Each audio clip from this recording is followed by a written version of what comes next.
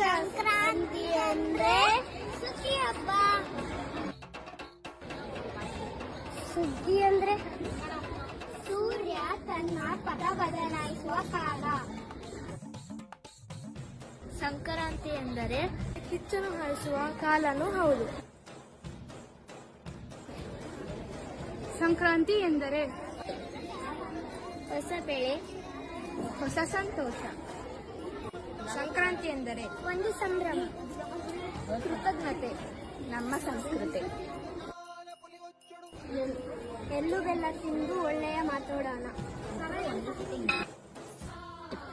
ಎಲ್ಲರಿಗೂ ಮಕರ ಸಂಕ್ರಾಂತಿಯ ಶುಭಾಶಯಗಳು. ಬಂಗಾರ ತೆನೆ ಎಲ್ಲ ಬಂಗಾಡಿ